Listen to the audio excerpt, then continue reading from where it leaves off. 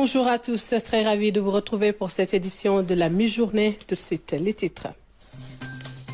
Mise en œuvre de l'acte 3 de la décentralisation, le ministère des collectivités territoriales et la commission du dialogue des territoires comptent mutualiser leurs efforts pour améliorer les actions menées. Un plan sera élaboré dans ce sens.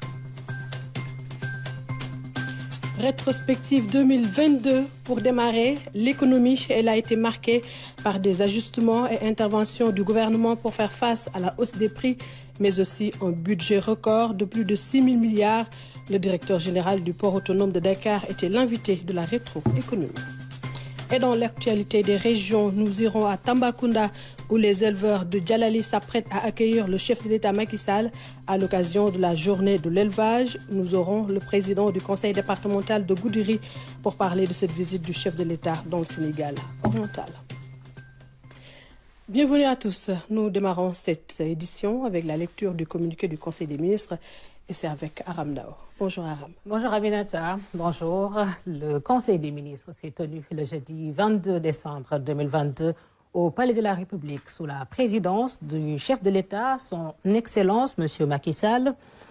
À l'entame de sa communication, le président de la République a adressé ses chaleureuses félicitations au gouvernement, en particulier le Premier ministre pour l'exhaustivité et la qualité de sa déclaration de politique générale devant l'Assemblée nationale qui s'est déroulée le 12 décembre 2022. Le chef de l'État a exhorté le gouvernement à rester une équipe de combat, d'écoute, de proximité, de veille et d'action au service du bien-être des populations dans l'esprit permanent du Fast Track. Abordant la célébration de la fête de Noël, le président de la République a adressé ses chaleureuses félicitations à la communauté chrétienne tout en formulant des prières avec la nation pour un Sénégal de paix et de prospérité dans la solidarité et l'équité.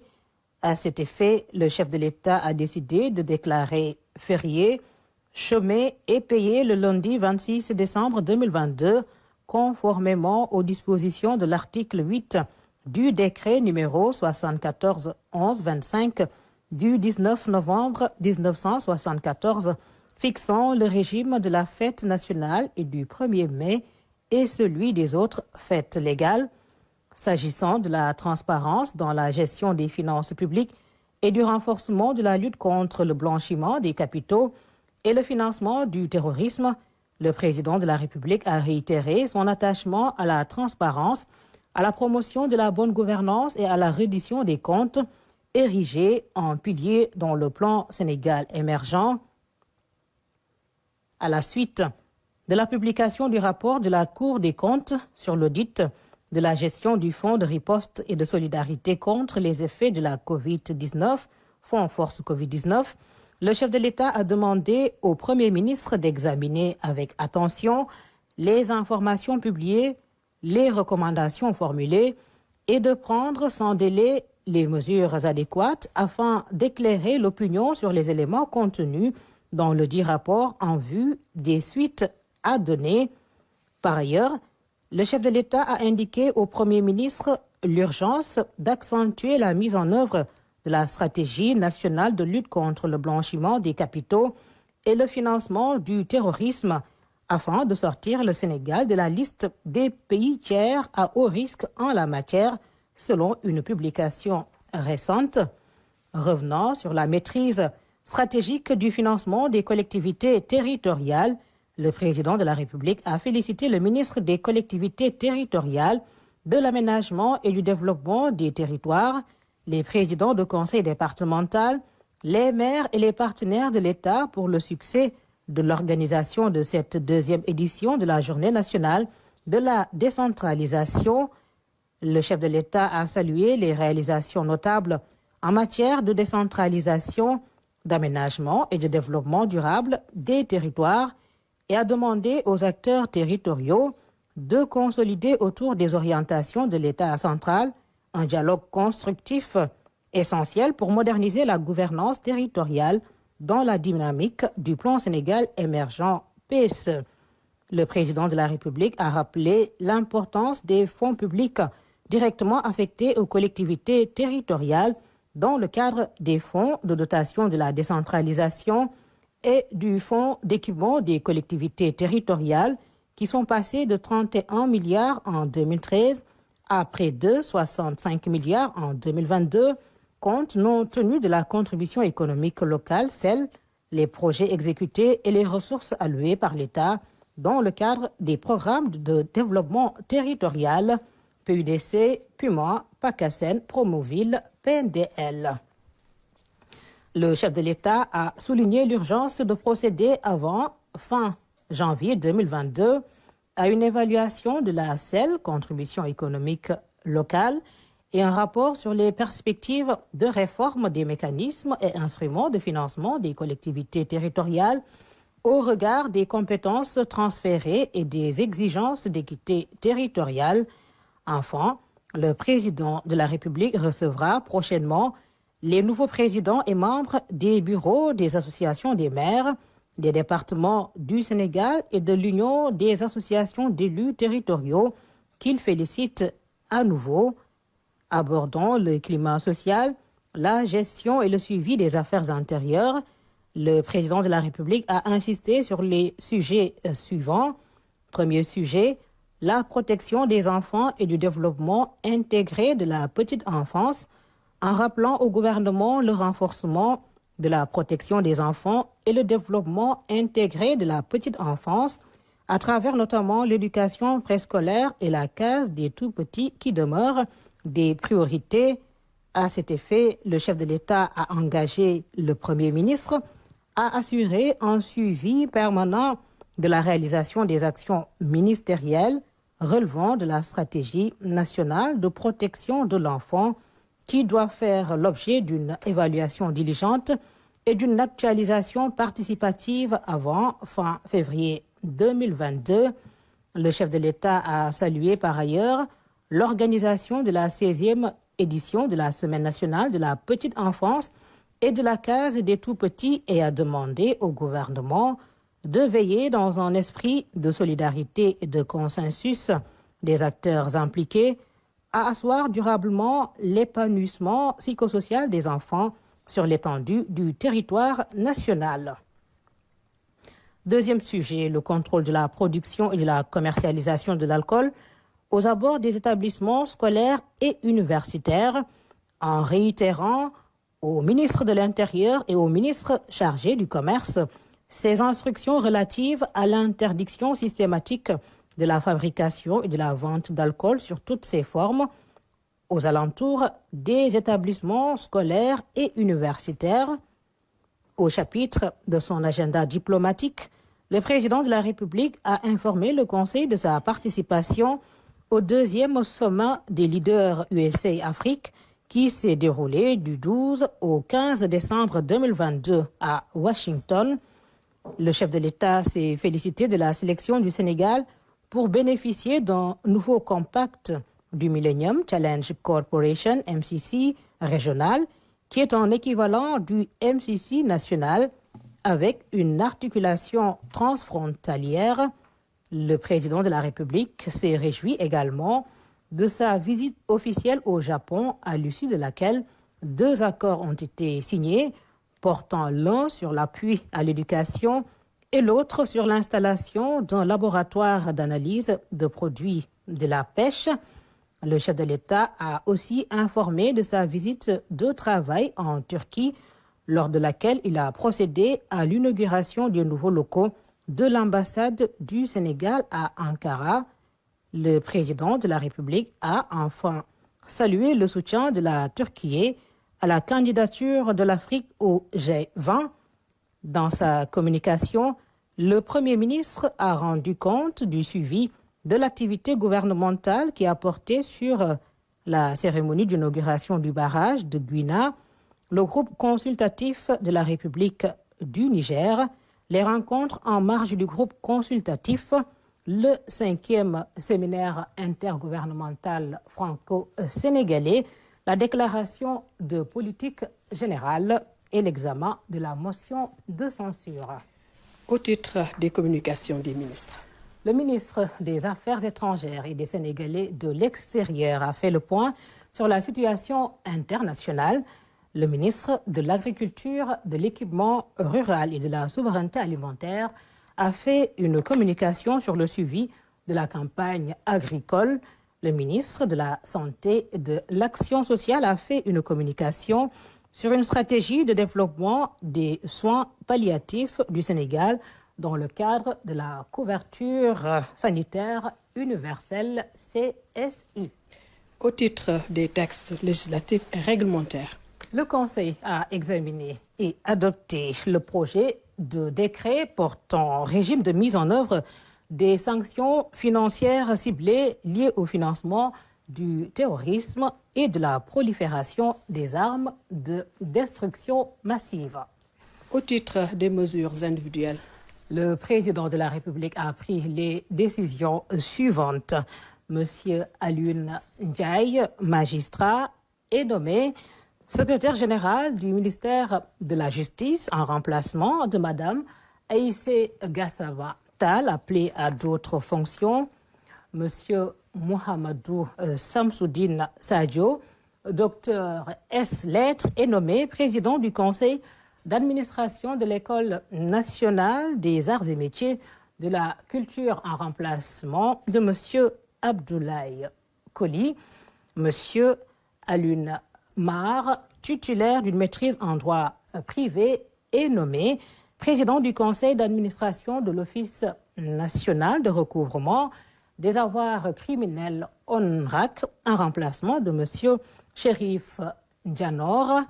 Monsieur Amadi Nyanya Sissé, économiste, est nommé président du comité de gestion de l'École nationale d'administration pénitentiaire en remplacement de monsieur Harouna Mamadou Bal. Monsieur Mamadou Djombera, professeur assimilé, spécialiste de développement stratégique et gouvernance des politiques touristiques et culturelles, est nommé directeur général de l'École nationale des arts et métiers de la culture en remplacement de monsieur Salif Diédou.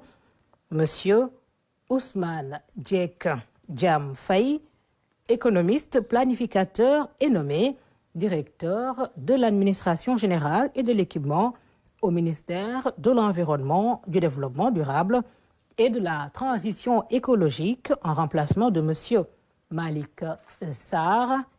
Monsieur Abdoulaye Ba, commissaire de police divisionnaire, est nommé directeur des ressources humaines de la Direction générale de la police nationale au ministère de l'Intérieur. Monsieur Pape Abdou Dia, ingénieur en génie civil, est nommé directeur des constructions scolaires du ministère de l'Éducation nationale en remplacement de monsieur Mamadou Moustapha Ndiaye, appelé à d'autres fonctions. Monsieur Cheikh Tidjane Li, économiste précédemment en service à l'inspection interne, est nommé inspecteur technique au ministère de l'Élevage et des productions animales en remplacement de docteur Jérôme Sambou, appelé à d'autres fonctions. Voilà, c'était la lecture du communiqué du Conseil des ministres avec Aramdao. Signature d'un accord de convention entre le ministère en charge des collectivités territoriales et la Commission nationale du dialogue des territoires. C'est dans le cadre de la mise en œuvre de la deuxième phase de l'acte 3 de la décentralisation. À travers cette collaboration, les deux structures comptent mutualiser et améliorer les nombreuses actions menées dans les territoires. Salut sec. Depuis la mise en œuvre de l'acte 3 de la décentralisation, des acquis importants ont été notés dans les territoires. Avec les différentes réalisations, la réforme de 2013 crée plus d'équité sociale et territoriale et favorise l'émergence des territoires.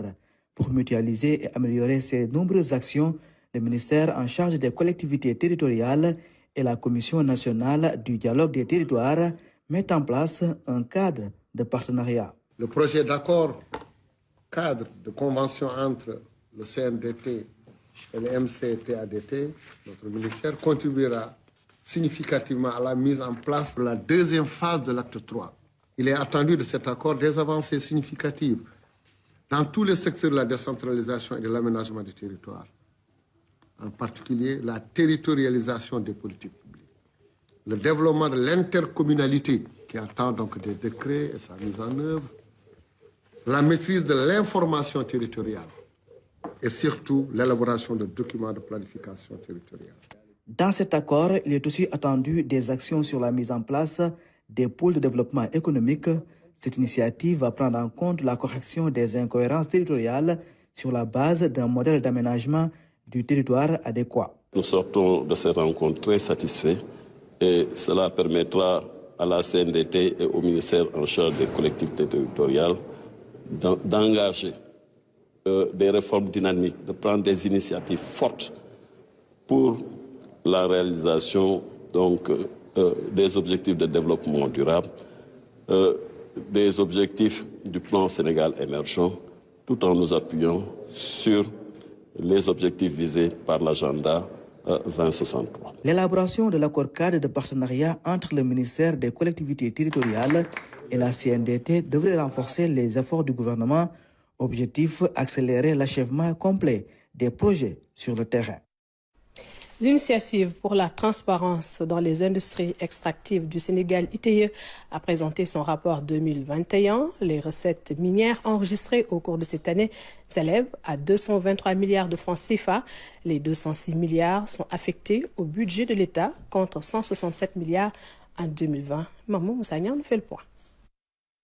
Par rapport à l'année dernière, les mines et hydrocarbures ont connu une hausse de près de 39 milliards CFA. C'est ce qui ressort du rapport de l'initiative pour la transparence dans les industries extractives du Sénégal, une performance saluée par les membres représentants des OSC et autres organisations et industries extractives.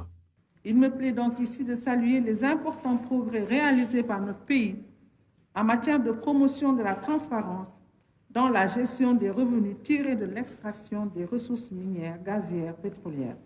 Quel impact des ressources naturelles envers le peuple sénégalais? C'est là où également nous travaillons pour traquer effectivement l'impact que les ressources minières et pétrolières ont sur les populations. Cette année, outre les données de 2021, celles des 6 premiers mois de 2022 sont collectées. Une innovation de l'ITIE qui renforce la transparence. Notre combat, il faut le dire, c'est celui de la transparence parce que c'est quand il y a transparence qu'on voit et qu'on peut juger ou faire des progrès. Si on ne savait pas qu'il y avait autant de milliards, peut-être qu'on ne se poserait même pas la question des populations. On se dirait, bon, les ressources appartiennent au peuple, mais il n'y a pas beaucoup de ressources. Maintenant, on sait qu'il y a des ressources et on sait également où vont ces ressources. Venu représenter le président de la République, le ministre d'État chargé du suivi du PSE a exprimé la volonté du gouvernement de faire profiter les populations des retombées des mines et hydrocarbures. Pour Cheikh Kanté, les ressources appartiennent au peuple et doivent aller au peuple. L'État aussi a mis en place un carcan normatif qui pourrait permettre ces industries extractives à contribuer au mieux au bonheur intérieur de nos populations. La part qui va à la responsabilité sociétale est aussi insuffisante. Nous pensons également qu'il y a parfois aussi des lois complémentaires ou des suivis à faire. L'argent qui existe devrait pouvoir bénéficier beaucoup plus aux entreprises locales et aux communautés aussi localement. Depuis 2015, 8 rapports ont été publiés par l'ITIE. Ce 9e rapport met en exergue les données recensées auprès des entreprises du 1er janvier au 31 décembre 2021 et durant les premiers 6 mois de 2022. Il aura attendu l'an 2000 des espérances avant de s'éclipser à 95 ans. Léopold Sédar Senghor est indissociable de l'histoire du Sénégal moderne. Il en sera le premier président de la République, poète, humaniste et militant de la civilisation de l'universel. Il a marqué son époque. Voilà déjà 21 ans qu'il repose à Bel-Air. Senghor, le nécessaire souvenir, une chronique signée Omar Diaw. Comme Victor Hugo à la suite de la disparition par noyade de sa Léopoldine, Senghor ne s'est jamais vraiment remis de la perte brutale de son Philippe Maguilène. Le fils bien-aimé, métis, né de son union avec Colette, tous trois sont désormais réunis par le temps. La Normande des tropiques a été la dernière à rejoindre le père et le fils. et c'est bien Bel Air leur dernière demeure.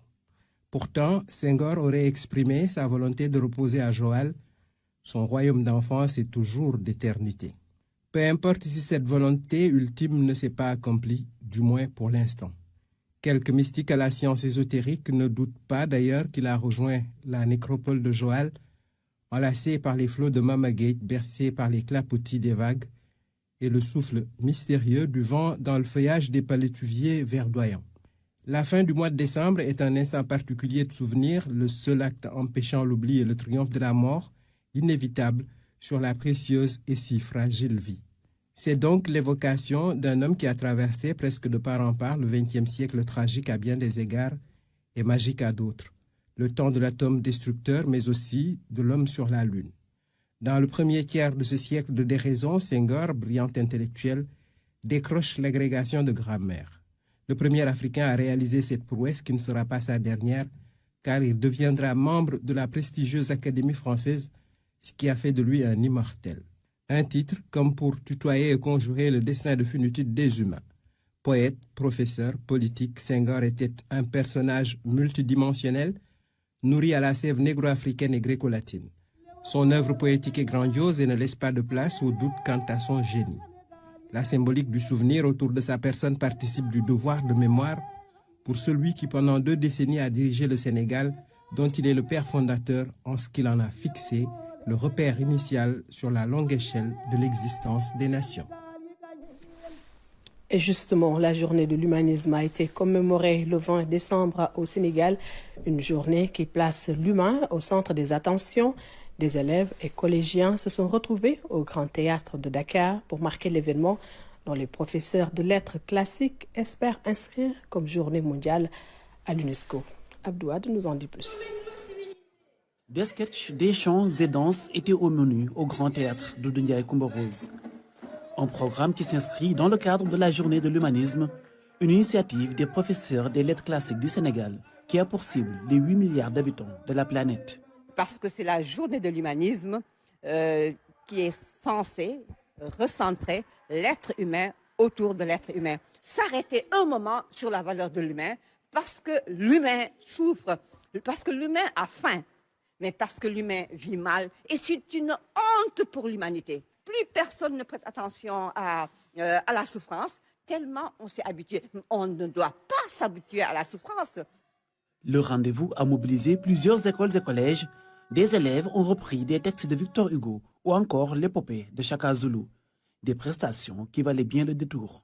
Et nous savons qu'aujourd'hui c'est la journée de l'humanisme. Donc on s'est dit pourquoi pas ramener Chaka qui, en son temps, c'était pas trop ça au niveau des conditions de vie, de la souffrance, de la misère, de la faim, de la soif, etc. Et que Chaka, lui, a essayé de combattre ça pour l'humanité.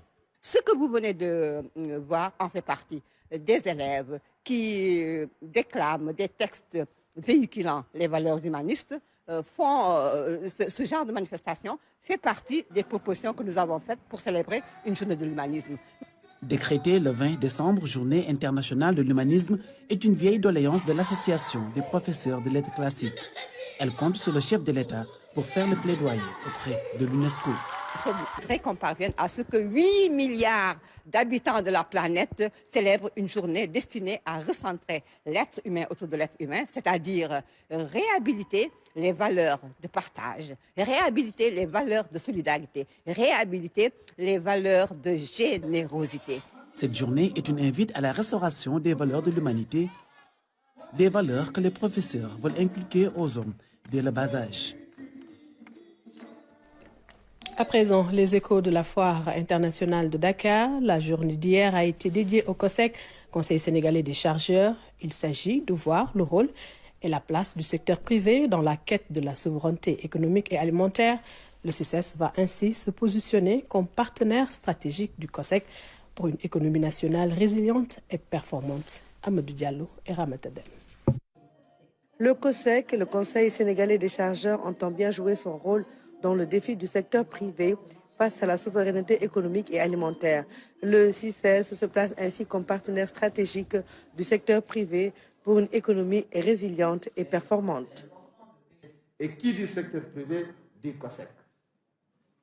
C'est pour cela que nous avons pensé qu'il est temps de demander aux opérateurs économiques, aux experts que vous êtes, d'échanger sur la nouvelle orientation de la politique économique du Sénégal. Permettre aux participants de s'approprier cette nouvelle politique, les enjeux, mais également les opportunités y relatives. Maintenant, nous avons décidé de travailler avec le COSEC. Monsieur le directeur général, le COSEC, vous êtes un partenaire stratégique. Vous avez exprimé votre volonté de travailler avec le COSEC. Le COSEC vous tend la main. Le COSEC vous a toujours tendu la main. Nous ne faisons pas de différence entre le CICES et le COSEC. Nous travaillons pour une seule et même cause. Je ne peux pas m'empêcher de vous exprimer une satisfaction. Vous êtes en voie, si vous n'y êtes pas arrivé déjà, de faire du CICES ce qu'il aurait dû être depuis longtemps. Le COSEC est une structure au service des chargeurs pour plus d'efficacité et de synergie. Les actions publiques et privées sont ainsi dans une approche saine de valeur. Parce que si nous voulons aller à l'assaut de l'international, si nous voulons être des marchés compétitifs, il reste entendu qu'on ne peut pas aller de manière plus zone. Je crois qu'il serait bon déjà de mettre en compétition dans chaque région les petits champions qui ressortent. On ne peut pas tout faire en même temps. Mais au moins ces champions référentiels-là pourraient être accompagnés, encadrés avec la combinaison de différents secteurs, de l'industrie, du commerce, de la pêche, pour qu'on puisse ensemble pouvoir les fédérer et les accompagner.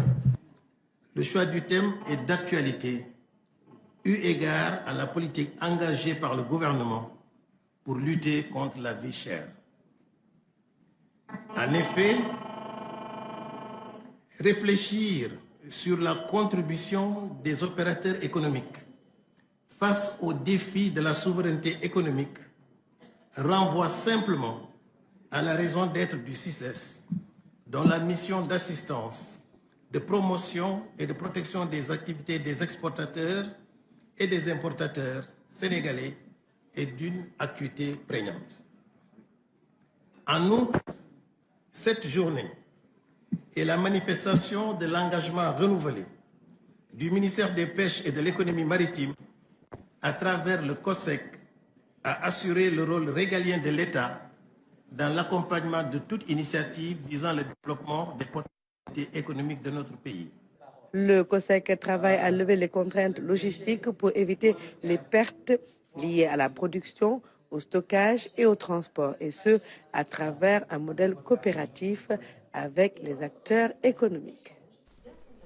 Parlons du sport football. Le Maroc détrône le Sénégal au classement FIFA après sa belle performance en Coupe du Monde. Premier pays africain à atteindre les demi-finales, les Lions de l'Atlas ont été classés premiers sur le continent. Mieux, ils se hissent à la 11e place du classement mondial. Quant aux Lions, ils chutent d'une place. La FIFA a publié ce classement ce jeudi. Place à la rétrospective 2022. Pour ce premier jet, parlons de l'économie. Elle est marquée par des ajustements et des interventions du gouvernement face à la hausse des prix des denrées qui a été notée. 2022, c'est également une croissance budgétaire avec un budget record de plus de 6 000 milliards de francs CFA et un taux de croissance solide. La rétroéconomie, c'est avec Aramda. En 2022, la guerre en Ukraine a surgi, rajoutant une crise à un monde déjà covidé. Conséquence, une inflation généralisée, des prix de consommation en constante hausse et des États pris à la gorge par les pressions sociales.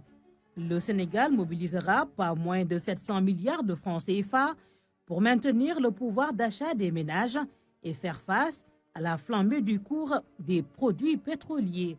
43 milliards de francs CFA iront à 542 956 ménages à travers des transferts d'argent de 80 000 francs CFA par ménage. Malgré tout, la guerre continue de faire rage, les sanctions contre la Russie de mise, les importations onéreuses comme jamais. Le prix du carburant en fera finalement les frais. Juin 2022, le Sénégal finira par emboîter le pas aux pays qui n'ont pas eu d'autre choix que de réajuster les prix du carburant. Le super passera ainsi de 775 francs CFA le litre à 890, soit une hausse de 115 francs CFA. Le prix du gasoil restera par contre inchangé pour des raisons sociales car utilisé par la grande majorité. Les mois passent, la vie chère persiste, des concertations s'imposent. L'État réunit toutes les parties prenantes en vue d'arriver à une baisse des prix des denrées de première nécessité. Après des semaines d'échanges, le chef de l'État livre les conclusions. Nous sommes en novembre. Les prix du sucre, du riz, de l'huile, du lait, du gaz, de la viande, de l'oignon entre autres connaîtront une baisse. Le loyer et le fer à béton sont aussi concernés par la décision.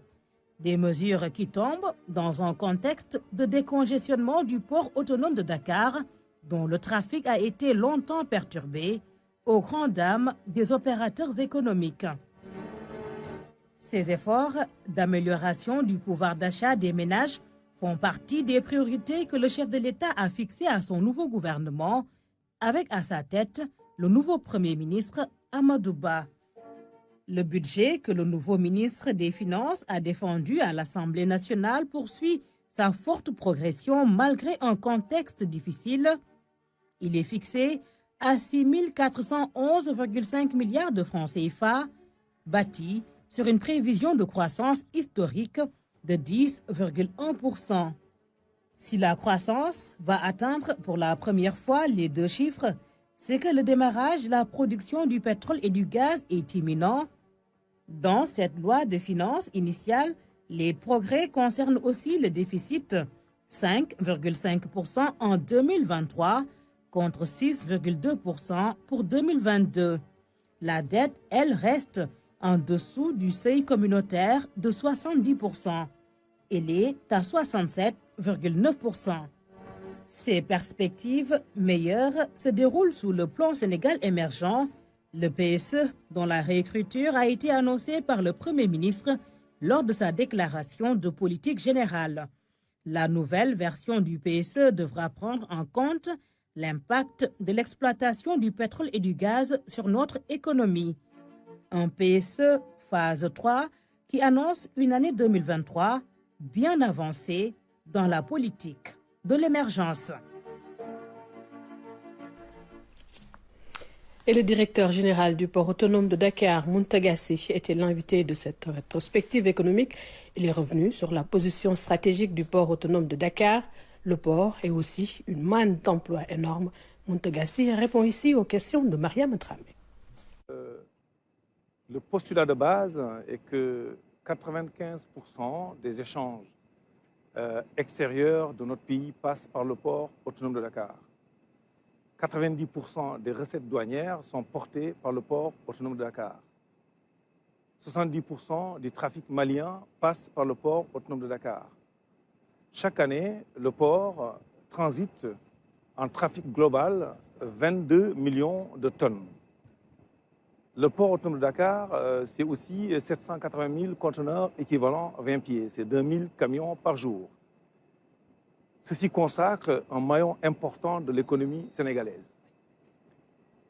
Les denrées de première nécessité, les intrants industriels de notre économie, la petite et la moyenne entreprise, passent par le port autonome de Dakar. Le port a connu une situation exceptionnelle en matière de congestion qui empêchait les navires au large ou en rade d'accoster et de décharger la marchandise. Il arrivait d'ailleurs que des navires restent en rade pour plus de 2 mois, 60 jours à 45 jours. Des acteurs clés de notre économie ont indiqué d'ailleurs un minimum de 40 jours.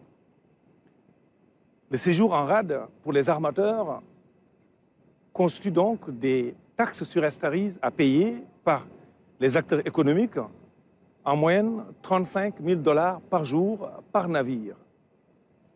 Ces surcoûts liés à la contre-performance du port autonome de Dakar impactaient de manière significative donc, la vie des Sénégalais, notre économie et donc la cherté de la vie relatives aux matières de consommation de première nécessité.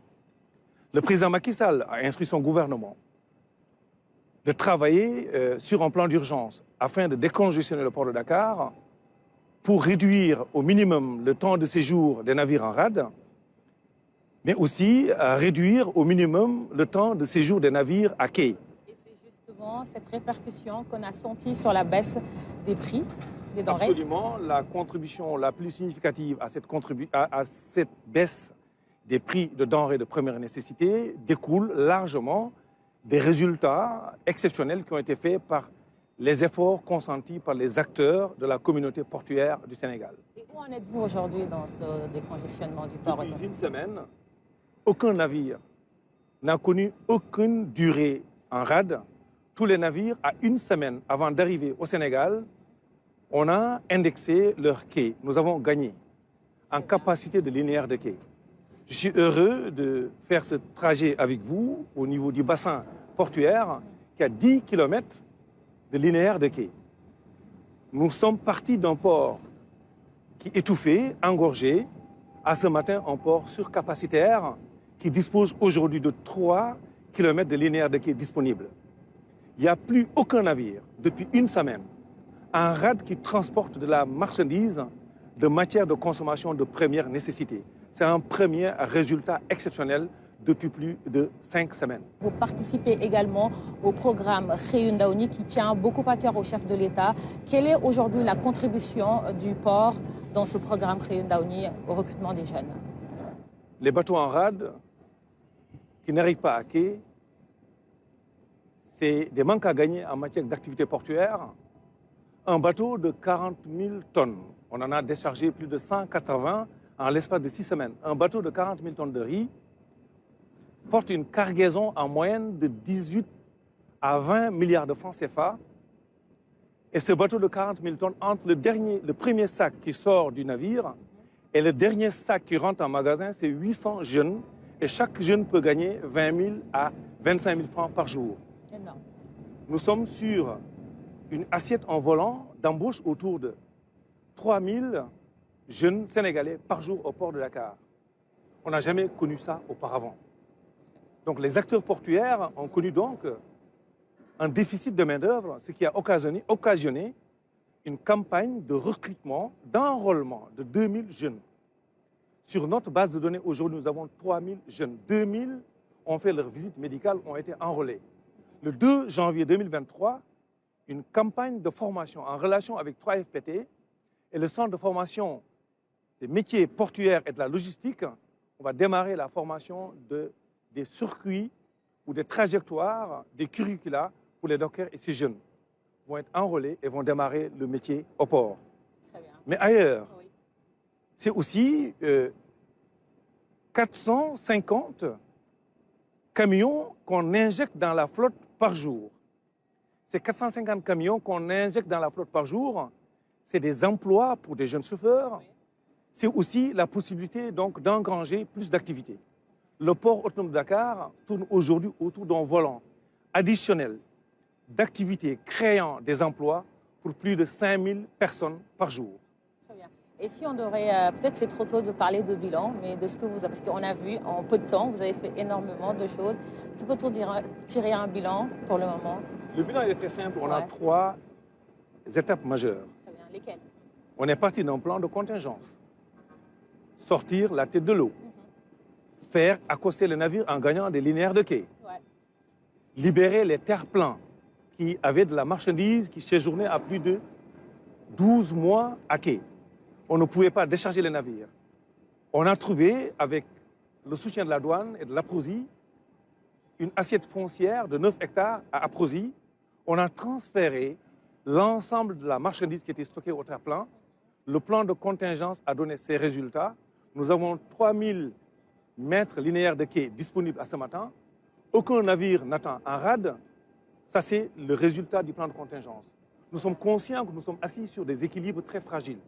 Nous avons donc construit un plan d'urgence qui permet de consolider les acquis en conservant les gains de linéaire de quai, d'une part, d'autre part, en lançant un programme de remise à niveau à minima de l'infrastructure portuaire qui sera bouclé au plus tard en juillet 2023 et que désormais, à Dakar, plus aucun navire n'attendra plus de 30 heures en rade. Alors 2023, c'est bientôt. Quelles sont les perspectives aujourd'hui du port autonome de Dakar pour l'année prochaine? Les perspectives du port autonome de Dakar pour l'année prochaine, c'est d'abord consacrer la croissance que nous avons connue ce matin. Cette disponibilité de capacité de linéaire des quais engendre un appel d'air. Nous apprenons ce matin que plus de 25 navires ont changé leur trajectoire et quittent des destinations des ports de la sous-région pour venir à Dakar, parce que désormais, le trajet de Dakar à Abidjan par voie maritime, parce que Dakar, c'est le premier port d'accès des navires qui viennent du nord. En 6 jours, on est à Dakar. En 17 jours, on est à Abidjan. Pour mieux décharger à Dakar, le trajet routier entre Dakar et Bamako est plus rapide désormais que de tenir la flotte jusqu'à Abidjan. Donc nous aurons une capacité, une croissance d'activité de 8 à 9% l'année prochaine, apportée essentiellement par le profit lié donc à la surcapacité du port autonome de Dakar, d'une part. Ce plan de mise à niveau consacre aussi l'implication des manutentionnaires. Nous avons travaillé aussi sur des techniques de réduction et d'amélioration des cadences de déchargement des navires. Un navire qui faisait 8 jours à Dakar fait 2 jours pour décharger sa cargaison, parce que nous avons mis en place des solutions optimales de méthodes de logistique intelligentes et d'ordonnancement intelligent avec les acteurs portuaires pour le faire. La perspective est très heureuse pour 2023. L'emploi pour le port autonome de Dakar va s'ouvrir. Nous avons travaillé à la promotion des métiers portuaires. Le port, ce n'est pas que les dockers. Le port, ce n'est pas que le douanier. Le port, ce n'est pas que le commerçant. C'est des filières de métiers à valoriser pour tenir le cap de l'emploi des jeunes, tenir le cap de la richesse. J'ai indiqué tout à l'heure, 90% des recettes douanières passent par le port autonome de Dakar. Et parmi les projets du port autonome de Dakar, vos projets, il y a également le port de Ndayane. Parlez-nous-en un peu. Le président Macky Sall a lancé les travaux du port de Ndayane le 3 janvier 2022. L'équipe portuaire et l'équipe du gouvernement a finalisé le véhicule contractuel qui consacre la participation du port autonome de Dakar à hauteur de 40% dans DP World qui a la concession et celle de Dakar et celle du port de Ndayane. Un port ne se fait pas en 3 ans. Le planning directeur qui porte aujourd'hui les travaux de ce port est établi sur 48 mois. Nous avons une perspective temporelle de 48 mois pour livrer le port le plus moderne de la sous-région, un port multifonction, avec donc des tirants d'eau de moins de 18 mètres. Ça, c'est la perspective. Les travaux nobles démarreront en fin d'année, en tout début janvier. Nous avons ouvert les plis, consacrés aux attributions donc des marchés, avec notre partenaire DP World, qui est un partenaire de référence. C'est aussi la belle perspective pour l'activité portuaire du Sénégal, aller vers un port multifonction avec des capacités modernes en termes de conteneurs, de rouliers et des infrastructures maritimes communes. Nous avons aussi le port de Bargny, Sendou. C'est un port consacré qui est aussi un port à investissement privé qui va se consacrer essentiellement sur de l'hydrocarbure et du vraquier minéralier. Nous allons avoir donc 3 mamelles ou 3 piliers importants qui vont consacrer l'économie de la sous-région pour définitivement consacrer la victoire du président Macky Sall dans le hub portuaire ou hub maritime. Macky Sall a réussi le hub aéroportuaire par AIBD, Macky Sall a réussi le hub routier par les autoroutes à péage, l'autoroute Dakar-AIBD, l'autoroute AIBD Thiès-Touba, l'autoroute AIBD Mbour. Le président Macky Sall a réussi le hub routier. Le président Macky Sall a aussi réussi le hub ferroviaire avec l'avènement du TER. 2023 va consacrer la réussite du président Macky Sall du hub maritime, le hub portuaire, qui va positionner le Sénégal comme un acteur de référence dans la sous-région. Voilà, c'était Mountaga Sy, le directeur général du port autonome de Dakar, invité de la rétrospective économie. Place maintenant à l'actualité des régions.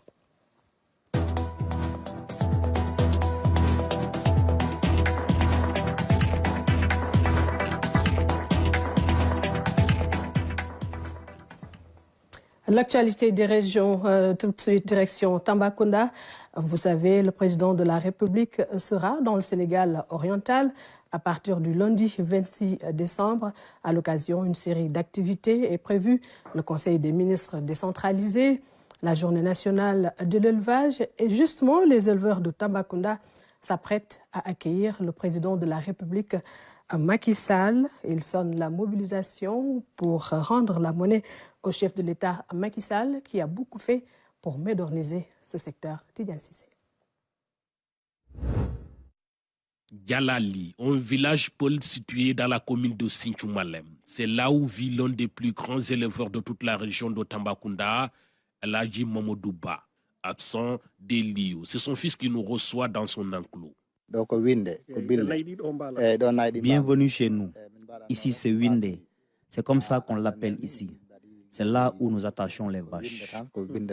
Élu à 2 reprises meilleur éleveur de toute la région de Tambacounda, la famille Ba se réjouit aujourd'hui des efforts de l'État pour soutenir les éleveurs.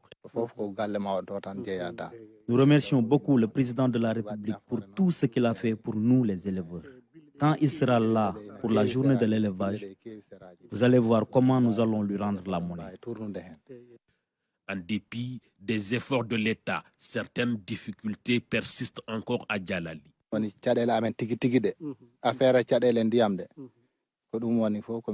L'État nous a beaucoup soutenus pour résoudre la question de l'eau, mais ça reste encore.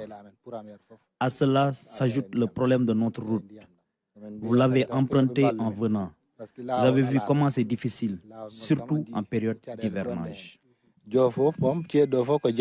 À quelques jours de la journée nationale de l'élevage qui sera célébrée cette année à Tambacounda, c'est tout Djalali qui est en train de se mobiliser pour réserver un accueil chaleureux au président de la République Macky Sall le 29 décembre prochain. Et voilà, nous restons dans la zone pour aller à Goudiri, une localité qui se situe entre Tambacounda et Kidira. Goudiri a son premier camp militaire. Il sera inauguré par le chef de l'État Macky Sall la semaine prochaine. Ce cantonnement militaire est venu à son heure, selon les habitants. Tidiane Cissé pour le compte-rendu. Sur ces images tournées en juillet 2020, le ministre des Forces armées procédait à la pose de la première pierre du camp militaire de Goudiri. 2 ans après, c'est un autre décor qui s'offre à nous sur place. Un cantonnement militaire flambant neuf et sorti de terre. Cela nous rassure d'avoir un meilleur maillage territorial de nos FDS. Encore que, vous le savez, le département de Goudiri, c'est quand même 17 000 km² avec des enjeux sécuritaires. Vous savez, nous sommes confrontés au vol de bétail dans une zone agro-silvopastorale. Donc, c'est une présence qui nous rassure, qui nous permet de relever les défis sécuritaires du moment. Poste de commandement, caserne militaire, dortoir, messe mixte, salle simulateur, eau, électricité. Tout est prévu dans ce camp pour mettre les militaires dans les meilleures conditions. Ce qui confirme aujourd'hui la volonté de l'État d'assurer la sécurité des populations. Donc le camp militaire qui est là, c'est un garant de sécurité. Et le président de la République a bien voulu mettre ce camp à Goudiri, parce qu'au moins pour se défendre, il faut prendre un recul. Tout le monde remercie le président de la République. Nous lui disons vraiment bravo, merci beaucoup Macky Sall. Nous sommes confrontés à des défis sécuritaires. J'ai évoqué tout à l'heure le problème du vol de bétail, qui est réel ici. Et donc un meilleur maillage sécuritaire du territoire est toujours le bienvenu. Aujourd'hui, si on voit que le président de la République doit venir ici pour essayer d'inaugurer cette camp militaire-là, c'est une fierté pour les enfants de cette localité. Ça nous rassure, ouais. Parce qu'on avait, merci beaucoup mon ami, il y a tous ces critères-là qui est là aujourd'hui.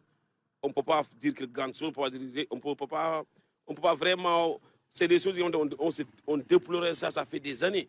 C'est le président de la République Macky Sall lui-même qui va inaugurer ce camp militaire et ce sera le mardi 27 décembre 2022. Voilà, le camp militaire de Goudiri qui sera inauguré par le président Macky Sall. Je rappelle qu'il sera dans le Sénégal oriental à partir du lundi 26 décembre où est prévue une série d'activités. Le Conseil des ministres, je l'avais dit tantôt, mais également la journée nationale de l'élevage. Nous quittons le Sénégal oriental pour le nord du pays pour parler des journées culturelles. Abdoul Bokar Khan, les descendants de ces résidents à la pénétration coloniale ont célébré les faits de ce digne fils de la localité. Forum, journée culturelle, entre autres, ont marqué l'événement, nous dit Fatimata Banelba. Célébrer Thierno Abdoul Bokar Kane, un héros national, un grand résistant à la colonisation. Une activité initiée par l'association Tanirabe Abdoul Bokar. Au-delà de réhabiliter sa mémoire, ses descendants ont également mis l'accent sur son patrimoine historique et religieux. La réhabilitation de la mosquée de Dabia, mais surtout inculquer aux jeunes les valeurs morales et religieuses. Abdoul Bokar, c'est un guerrier, mais c'est quelqu'un qui porte beaucoup de casquettes. Parce qu'il n'est pas seulement guerrier dans le sens de prendre les fusils, de tirer, mais il le fait pour défendre une cause. C'est par principe Abdoul Bokar se battait. C'était pour protéger l'intégrité de la communauté du Fouta. Ce n'est pas pour le Bossoya seulement, mais le Fouta en entier. Nous, ses descendants, on a jugé nécessaire par les recommandations de notre grand-père Moustapha Bokar Abdoul de se réunir et vraiment de faire connaître son histoire. Durant ces journées culturelles, Abdoul Bokar Kane, ses descendants ont tous répondu à l'appel. La ville de Dabia Odedji a été le point de convergence d'intellectuels émérites, de parents, d'amis, mais aussi de descendants d'alliés de Abdoul Bokar dans sa lutte contre la pénétration coloniale. Il a été renforcé par beaucoup de personnes dans la communauté Halpulaar, même dans la communauté Wolof. Parce qu'Albouri Ndiaye, c'était son compagnon, c'était son ami. Ils se soutenaient mutuellement. Donc, il a aussi la famille de Khasso. Il a aussi la famille du Bundu. Il a aussi beaucoup d'autres familles dans le Sénégal, même en dehors du Sénégal, en Mauritanie. Des communautés maures qui l'ont soutenu. C'était exactement pour empêcher la pénétration coloniale. Et pour ça, vraiment, il a eu beaucoup de soutien. Cette première édition semble être une réussite pour les organisateurs. Ces journées Abdoul Bokar Kane sont désormais inscrites dans l'agenda culturel de la région de Matam. Voilà, c'était la clôture des journées culturelles Abdoul Bokar Kane à Matam. Et voilà, c'était tout pour le journal des régions. Merci de l'avoir suivi. L'édition à Wolof, ce sera tout à l'heure avec Adjaratou Ramaboué. Bon après-midi à tous. Au revoir.